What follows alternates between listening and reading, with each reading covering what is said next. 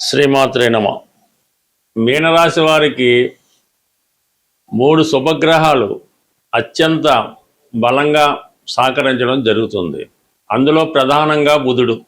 మరి మీనరాశి వారికి బుధుడు ఒక విధంగా బాధకుడైనప్పుడు కూడా ప్రస్తుతం చతుర్థ స్థానంలో భద్రమహాపురుష యోగం అనే పంచమహాపురుష యోగంలో ఉండడం జరిగింది. ఇది విద్యార్థులకి చాలా మంచి ఫలితాన్ని ఇవ్వడం జరుగుతూ ఉంది. ఎవరైతే ఉన్నత విద్యలో ప్రవేశం కొరకు ఎదురు చూస్తున్నారో వారి యొక్క ఆశయం తప్పకుండా నెరవేరే అవకాశం ఉంటుంది. అంటే కొద్దిగా ఏమిటి, బాగా కష్టపడవలసి ఉంటుంది. ఇక్కడ అవకాశం చతుర్థంలోకి బాగానే వచ్చాడు, బాగుంది.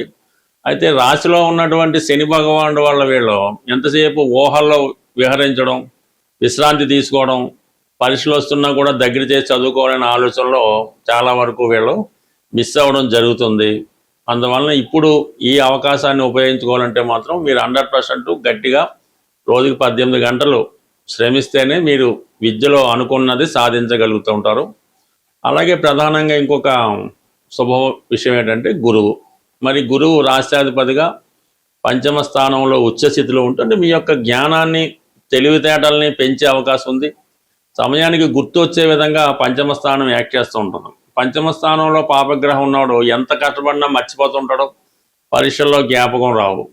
అదే పంచమంలో శుభగ్రహం ఉంటే ఎప్పుడో చదివిందన్న టక్కని గుర్తుకు రావడం జరుగుతూ ఉంటుంది. అటువంటి గురువు పంచమ స్థానంలోకి రావడం వల్ల కంప్లీట్గా మీ యొక్క జ్ఞాపక శక్తి పెరుగుతుంది. మీలో ఉన్నటువంటి క్రియేటివిటీకి తగిన గుర్తింపు రావడం జరుగుతుంది.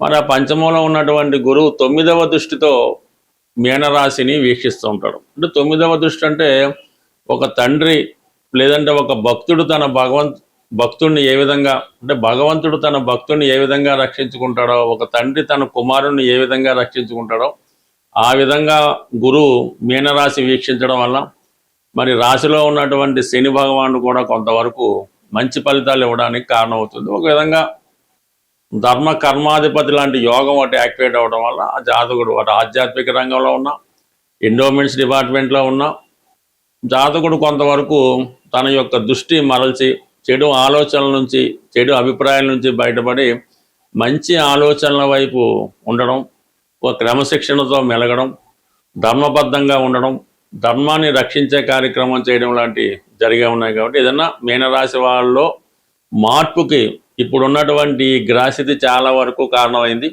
ఏదైనా కొంత ప్రయత్నం అన్నది మీరు తప్పనిసరిగా చేస్తేనే ఈ ఫలితాలు మీకు అందుతాయి తప్ప గ్రహాలు మారినంత మాత్రాన మీ ప్రయత్నం ఏమీ లేనప్పుడు అవి ఏ విధంగా కూడా మీకు సహకరించలేవు. అయితే ప్రధానంగా మిగతా అన్నీ బాగున్నప్పటికీ కూడా మరి మీనరాశి వారికి ఈ వారంలో 2 పాపగ్రహాల మధ్య మీ రాశి పడడం జరిగింది.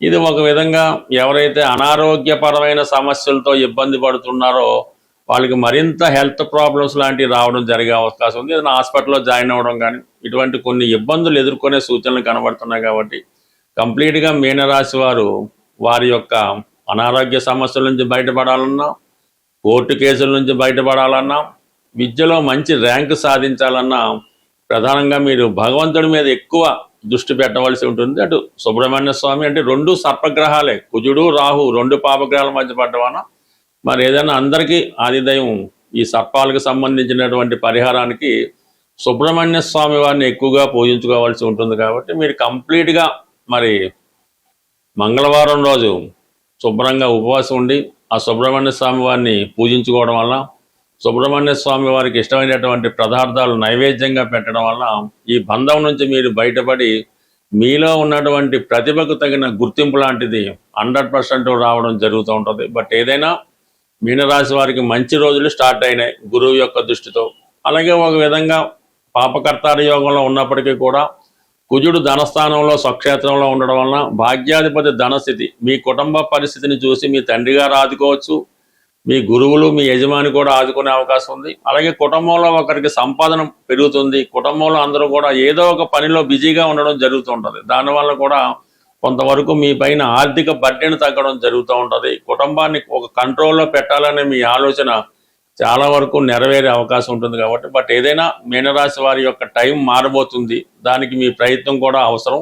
ప్రధానంగా మనకి ఈ వారం చివరిలో ఏర్పడుతున్నటువంటి మాస శివరాత్రి, అలాగే శని త్రయోదశి, ఈ రెండు కూడా ఈ వారంలోనే 13వ తారీఖున రావడం జరిగింది. ఇది అధిక మాసం అవడం వల్ల ఈ నెలలో చేసే ఏ పూజా కార్యక్రమం అయినా, ఏ పరిహారం అయినా అధిక ఫలితం ఇస్తుందని పెద్దవాళ్ళు చెప్తూ ఉంటారు. అటువంటిది ప్రధానంగా అంటే మనకి ఈ మాస శివరాత్రి కంప్లీట్గా ప్రతి ఒక్కరు మన ప్రేక్షకులు చేసుకోవడం అనేది విధిగా జరుగుతుంది. అయితే ఈ వారంలో వచ్చినటువంటి శని త్రయోదశి ఒక ప్రత్యేకత కలిగి ఉంటుంది. కాబట్టి ఎవరైతే అంటే అర్ధాష్టమ శని జరుగుతుందా, ఏలినాడు శని జరుగుతుందా, ఏమీ సంబంధం లేదు. ప్రతి ఒక్కరూ కూడా ఎలాగైతే శివునికి మాస శివరాత్రి, మహాశివరాత్రి చేసుకుంటామో, శని భగవానుడు కూడా తనకు వచ్చినటువంటి ప్రతి పర్వదినాన్ని ప్రతి ఒక్కరు చేసుకోవడం వల్ల కంప్లీట్గా శని యొక్క పాజిటివ్ వైబ్రేషన్స్ మన మీదకి రావడం జరుగుతుంది. అయితే చాలామంది మనకి శని భగవానికి అభిషేకం చేసామండి, లేదంటే ఈ పూజ చేసామండి, ఫలితం రావట్లేదని చెప్తూ ఉంటారు. బట్ ఏదైనా మిగతా పూజల సంగతి ఎలాగున్నా శని భగవానుడికి చేసే పూజా విధానంలో కొన్ని ప్రత్యేకమైన నియమాలు పాటించినప్పుడు మాత్రమే ఆ ఫలితాలు మనకి రావడం జరుగుతుంది. ఈ శని త్రయోదశి రోజు ఎవరైతే శని భగవానుడికి అభిషేకం చేయించుకుంటారో వాళ్ళు సాధ్యమైనంత వరకు కుదిరితే మాట సూర్యోదయానికి ముందు ఈ కార్యక్రమం పూర్తి చేయడం. అదే రోజు మరి ఏ విధంగా కూడా మీరు ఆయిల్తో తయారు చేయనటువంటి ఆహార పదార్థాలకి దూరంగా ఉండవలసి ఉంటుంది. అది ఆ నియమాన్ని పాటిస్తూ ఆ రోజు వీలైతే మీరు చెప్పులు అవి లేకుండా ఒకరోజు గడపడం, పడుకునేటప్పుడు చక్కగా మంచాల మీద, పరుపుల మీద కాకుండా చక్కగా భూమి మీద ఏదో ఒక సాపో దిండో వేసుకొని విశ్రమించడం. అంటే చాలా సింపుల్ లైఫ్ గడపవలసి ఉంటుంది. అంటే మనం స్వామి అయ్యప్ప దగ్గరికి వెళ్ళినప్పుడు ఎలా గడుపుతామో ఆ విధంగా ఆ ఒక్కరోజు నియమనిష్టలతో, అంటే మన్నాడు సూర్యోదయం అయ్యేంత వరకు ఆ విధంగా గడపడం వల్ల ఆ శని భగవానుడి యొక్క కృప మనకి జరుగుతూ ఉంటుంది. శని కృప ఉంటేనే మనకి మిగతా గ్రహాలు కూడా ప్రభావాన్ని చూపడం జరుగుతుంది. శని కృప కావాలంటే శరీరాన్ని కష్టపెట్టాలి, నియమాలు పాటించాలి. ఆ విధంగా ఉన్నప్పుడు మాత్రమే మీకు లభిస్తుంది. కాబట్టి ఒకసారి మరి ఈ రాబోయే శని త్రయోదశి రోజు ఈ విధంగా ప్రయత్నించి చూడండి. మీకు 100% ఆ ఫలితం మీకు తొందరగా రావడం జరుగుతుంది. అలాగే ఈ వారం ఏమైందంటే ఈ గ్రహాలన్నీ కూడా రాహుకేతుల మధ్య ఉండిపోయాయి. మరి ఈ రాహుకేతుల మధ్య గ్రహాలన్నీ ఉండిపోవడం వల్ల ఏంటి, ఇది ఆటోమేటిక్గా ఈ ఫలితం అన్నది అంత తొందరగా రావడం జరగదు.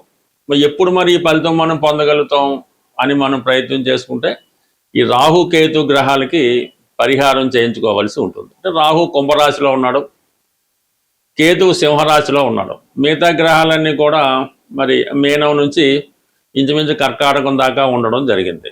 ఈ రాహుకేతువులు మనకి మిగతా ఫలితాలు ఇవ్వకుండా అడ్డుకోవడం జరుగుతుంటుంది. కాబట్టి ప్రధానంగా ఏదైనా వినాయకుడి టెంపుల్లో కానీ, దుర్గా అమ్మవారి టెంపుల్లో కానీ, కొన్ని టెంపుల్లో ఈ రాహుకేతు పూజ నిత్యం చేస్తూ ఉంటారు. కొన్ని టెంపుల్స్లో రాహుకాలంలో చేయడం జరుగుతూ ఉంటుంది. బట్ ఏదైనా అటువంటి ఆచారం ఉన్నటువంటి దేవాలయంలో ఈ రాహుకేతువులకి మీరు పూజ చేయించుకోవడం మంచిది.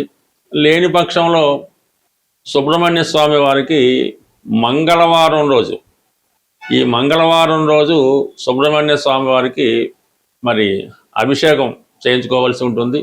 అంటే ప్రధానంగా స్వామికి అభిషేకం చేయించుకున్నప్పుడు బెల్లం పానకం అన్నది ఇంపార్టెంటు.